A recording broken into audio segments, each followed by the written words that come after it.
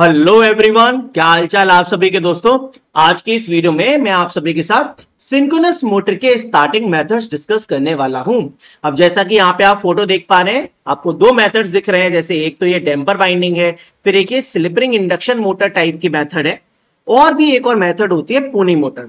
तो दो तीन तरीके की जितने भी टाइप के मेथड्स है सारी की सारी आज की इस वीडियो में कवर करेंगे with full concept and questions practice. ठीक है, स्टार्ट करते हैं। देखो, स्टार्टिंग मेथड दो तरीके से कैटेगराइज करते हैं। एक होता है एक्सटर्नल मतलब प्राइम मूवर मेथड, और दूसरा होता है इंटरनल स्टार्टिंग बोले तो डैम्पर वाइंडिंग मेथड। अब एक्सटर्नली हम क्या क्या कर सकते हैं। एक तो हम इंजन के द्वारा चालू कर सकते हैं, जैसे कि सिंक्रोनस मोटर के रोटर पे इंजन लगा दिया, इंजन से शाफ्ट कनेक्ट कर दिया और इंजन के थ्रू घुमाने लग गए, है ना। Petrol engine, diesel engine, kerosene engine, या फिर टरबाइन के द्वारा, है ना, किसी और मशीन की टरबाइन को लाके सिंक्रोनस मोटर के रोटर से जोड़ दिया हमने। या फिर हम एक दूसरी मोटर का ही प्रयोग कर ले कि भाई हमें रोटर को दूसरी एक मोटर से कनेक्ट कर दिया और जैसे जैसे वो मोटर घूमेगी वैसे वैसे सिंक्रोनस मोटर का रोटर भी घूम जाएगा। ठीक है। अब इसमें भी दो टाइप की मोटर है, जैसे कि डीसी मोटर और इंडक्शन मोटर। तो एग्जाम पर्पज से और जनरली जो इंपॉर्टेंट यूज में आती है वो इंडक्शन मोटर होती है ना। डीसी मोटर हम लोग इतना ज्यादा यूज नहीं करते। तो चलिए इसके बारे में डिटेल में बताता हूं। By means of AC motor, तो इसमें करते क्या है हम लोग, जैसे कि ये देखिए सिंक्रोनस मोटर है, ये उसकी शाफ्ट है, तो हम लोग इसकी शाफ्ट से इसकी पोनी मोटर को कपल कर देते हैं।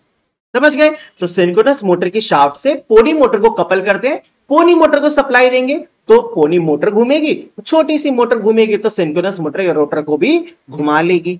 अब इंपॉर्टेंट बात यह है कि ये जो पोनी मोटर है इसका साइज कितना होता है, रेटिंग कितनी होती है, तो वो सब यहां पे लिखा हुआ है। देखिए, एक small direct coupled induction motor called the pony motor may be used for starting the synchronous motor. ठीक है भाई, बहुत बढ़िया बात। फिर rating of starting motor is much small than rating of synchronous motor. ये भी एक एग्जाम का ही पॉइंट है कि पोनी मोटर की रेटिंग सिंक्रोनस मोटर की रेटिंग में बहुत कम है, क्योंकि हमें थोड़े से समय के लिए पोनी मोटर के द्वारा सिंक्रोनस मोटर को घुमाना है, बस काम खत्म।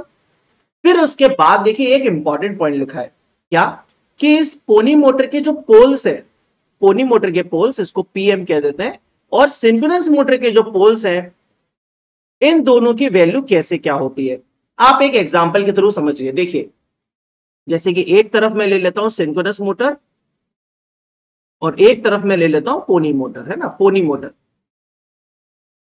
ये बड़ा इंपॉर्टेंट पॉइंट है ना, ध्यान से देखिएगा। सिंक्रोनस मोटर मान लीजिए हमारी सिंक्रोनस स्पीड पे घूम रही है 1500 आरपीएम पे, है ना। इसकी सिंक्रोनस स्पीड है 1500 आरपीएम। कितने पोल्स पर आती है, 4 पोल्स पर और 50 हर्ट्ज की फ्रीक्वेंसी पे। अब मैंने क्या किया, पोनी मोटर दो तरीके की ली। एक तो मैंने ली 2 पोल वाली और एक मैंने ली 4 पोल वाली। पोनी मोटर ध्यान रखिएगा है कौन सी, इंडक्शन मोटर है। इंडक्शन मोटर की एक प्रॉपर्टी होती है क्या, कि इसके रोटर की स्पीड हमेशा ns से कम होती है। यहां पर एग्जांपल के थ्रू समझते हैं, जैसे कि 2 पोल लिया मैंने और 50 हर्ट्ज की फ्रीक्वेंसी है, तो जो ns आती है बेटा वो कैलकुलेट करेंगे, 3000 आरपीएम आता है। कौन सा फॉर्मूला यूज कर रहा हूं मैं, 120f/p, और 4 पोल के लिए जो ns आएगा वो 1500 आएगा। तो फिर इस 3000 वाली आरपीएम में जो रोटर की स्पीड होगी वो लेस देन ns होगी, लेस देन 3000 होगी रोटर की स्पीड। मतलब इस वाली पोनी मोटर में रोटर 3000 से हमेशा कम पे घूमेगा, और इस वाली पोनी मोटर में जो रोटर है वो हमेशा 1500 से नीचे घूमेगा। अब मेथड इस तरीके को कहते हैं, मेथड इसको कहते हैं कि भैया हमारे पोनी मोटर से हमें सिंक्रोनस मोटर की रोटर की स्पीड 1500 के बिल्कुल पास लानी है। जब हम पोनी मोटर का प्रयोग करें तो ये इतना स्पीड पे घुमा दे कि 1500 की बिल्कुल पास ले आए। लेकिन क्या पोल इक्वल टू 4 लगाने से ये पॉसिबल है, नहीं पॉसिबल है। क्यों, क्योंकि रोटर का स्पीड हमेशा 1500 से कम ही रहेगा। तो पोनी मोटर कभी 1500 के पास लेके आ ही नहीं सकती सिंक्रोनस मोटर को। तो हमें क्या करना पड़ता है, पोनी मोटर के पोल सिंक्रोनस मोटर से 2 कम रखने पड़ते हैं। अगर 2 कम रखेंगे तो रोटर की स्पीड लगभग 3000 के आसपास रहेगी। अब हम इसकी स्पीड को कम ज्यादा कर सकते हैं। मान लीजिए हमने इसकी स्पीड को लगभग 1490 आरपीएम कर दिया, वेरी करके वेरिएबल फ्रीक्वेंसी ड्राइव से हमने 1490 कर दिया। फिर उसके बाद हम लोग क्या करेंगे, वहां पे सिंक्रोनस मोटर की स्पीड को भी 1500 के पास अचीव कर सकते हैं। तो एक तरीके से क्या हो रहा है कि इंडक्शन मोटर के जो पोल्स हैं वो 2 पोल्स लेस होते हैं सिंक्रोनस मोटर के, and so is capable of raising the speed of synchronous motor to synchronous speed. मतलब तब पोनी मोटर सिंक्रोनस मोटर की स्पीड को एनएस के पास तक ले जा सकती है। तो ये 2 इंपॉर्टेंट पॉइंट्स हैं।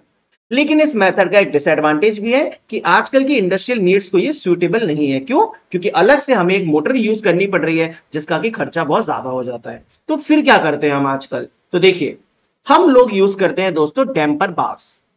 अब ये डैम्पर बार्स क्या होते हैं समझिएगा अच्छे से, है ना। देखिए, सिंक्रोनस मोटर में 2 टाइप के रोटर हैं, एक तो सिलेंड्रिकल और एक सैलिएंट। ये जो जिसमें पोल्स ऐसे बाहर से निकले हुए हैं, ये देखिए ये वाला, और ये देखिए जैसे पोल्स बाहर से निकले हुए हैं, इसे सैलिएंट पोल रोटर कहते हैं।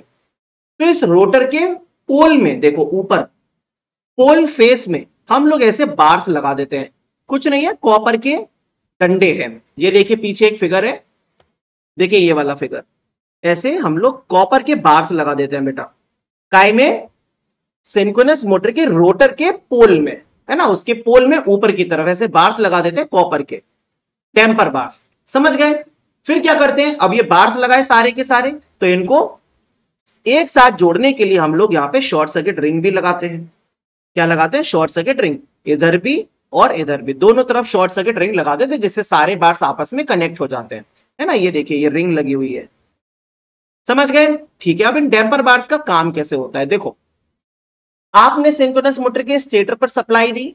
जब आप सिंक्रोनस मोटर के स्टेटर पर सप्लाई देते हैं तो उससे एक रोटेटिंग मैग्नेटिक फील्ड डेवलप होती है ना। जैसे कि यहां पे मैंने 3 फेज सप्लाई दी, एसी सप्लाई, तो इससे एक रोटेटिंग मैग्नेटिक फील्ड डेवलप हुई, ये वाली, है ना, ये वाला आरएमएफ डेवलप हुआ। अब जब रोटेटिंग मैग्नेटिक फील्ड डेवलप होगी तो आरएमएफ रोटेट करेगा। जैसे कि इस डायग्राम के अंदर देखिए, यहां पे ये एक फील्ड है जो कि रोटेट कर रही है। तो फिर क्या होगा, ये सिंक्रोनस मोटर के रोटर में यहां पर आपके बार्स लगे हुए हैं, इधर इधर इधर इधर इधर, क्या लगे हुए हैं? Damper bars. उनमें फ्लक्स कट होगा और उनके अंदर क्या इंड्यूस हो जाएगा? ईएमएफ इंड्यूस हो जाएगा। एक रोटेटिंग फ्लक्स अगर कंडक्टर्स को कट करता है तो फैराडे लॉ के अकॉर्डिंग उसमें ईएमएफ इंड्यूस हो जाता है। ईएमएफ इंड्यूस हो गया, हमारे जो बार्स हैं वो आपस में यहां से शॉर्ट सर्किट भी है। क्या है? शॉर्ट सर्किट है। तो क्या करेगा? करंट फ्लो करेगा। जब ईएमएफ के बाद करंट फ्लो करा तो फिर आ जाता है फोर्स, है ना। करंट कैरिंग कंडक्टर, आपने ये सुना होगा कि एक करंट कैरिंग कंडक्टर अगर किसी मैग्नेटिक फील्ड में रखा होता है तो इस पर क्या लगता है? कंडक्टर पे फोर्स लगता है। कौन सा फोर्स होता है? ये लॉरेंट्ज फोर्स। समझे? तो फिर क्या हुआ कि भाई हमारे ये जो डैम्पर बार्स हैं इनके अंदर करंट फ्लो होता है। करंट फ्लो हुआ, रोटेटिंग मैग्नेटिक फील्ड में रखे हुए हैं, तो इन कंडक्टर्स के अंदर करंट फ्लो होके टॉर्क लगेगा, इन पे फोर्स लगेगा और इसकी वजह से हमारा रोटर घूमने लगेगा। यही सेम प्रिंसिपल पर स्क्वायरल केज इंडक्शन मोटर काम करती है। इसीलिए हम लोग बोलते हैं कि सिंक्रोनस मोटर में ये जो डैम्पर बार्स हैं ये सिंक्रोनस मोटर को स्टार्ट करते हैं as a squirrel cage induction motor. तो वर्किंग समझ में आ गई, डैम्पर बार्स काम कैसे करते हैं। अब इनके बारे में कुछ खास बातें कि ये जो डैम्पर बार्स हैं ये कॉपर के बने होते हैं और कॉपर का होता है रेजिस्टेंस लो। समझ गए? पहली चीज। दूसरी चीज, यहां पर ये पूरी की पूरी वर्किंग है जो कि मैंने अभी आपको समझाया, वही लिखा हुआ है। एक और इंपॉर्टेंट पॉइंट ये है कि जैसे सर ये डैम्पर बार्स हैं, इससे हमारा रोटर घूमने लगेगा तो लगभग कितनी स्पीड तक आ जाएगा? तो देखिए लगभग 95% ऑफ स्पीड तक आ जाएगा। तब हम क्या करते हैं? तब हम सिंक्रोनस मोटर की ये जो डीसी सप्लाई है ना, इसको ऑन कर देते हैं। इस रोटर की डीसी सप्लाई को ऑन करेंगे, फिर खुद से इसके अंदर पोल्स डेवलप हो जाएंगे। ये देखिए ये north pole south pole develop हो रहे हैं ना रोटर पर। तो जब डीसी सप्लाई लगा देंगे रोटर पे तो खुद से north pole south pole develop हो जाएंगे और वो पोल्स और ये जो हमारे स्टेटर के पोल्स हैं, ये देखिए ये घूम रहा है, ये देखिए साउथ घूम रहा है, ये घूम रहा है, ये साउथ घूम रहा है। तो मतलब क्या है, जब डीसी सप्लाई लगा दी तो रोटर के और स्टेटर के पोल्स आपस में लॉक हो जाएंगे और हमारा रोटर एनएस पर घूमने लगेगा। ये है पूरा हिसाब किताब। समझ गए ना? तो ये इंपॉर्टेंट पॉइंट्स हैं। चलिए एडवांटेज क्या है इस मेथड का? एडवांटेज ये है कि अगर हमारी मोटर बहुत ज्यादा लोड भी है, ओवरलोडेड पर है, तो भी सिंक्रोनस मोटर कभी टेम्पर बार्स लगाने की वजह से रुकती नहीं है, ठीक है ना। When the motor is overloaded it does not stop, continuous running as a squirrel cage induction motor. मतलब सिंक्रोनस मोटर की स्पीड ns नहीं रहती, वो as a squirrel cage induction motor काम करने लगती है अगर डैम्पर बार्स का प्रयोग कर रहे हैं तो ये एक एडवांटेज है। डिसएडवांटेज ये है कि डैम्पर वाइंडिंग का रेजिस्टेंस बेटा होता है कम, क्योंकि ये कॉपर के बार्स है।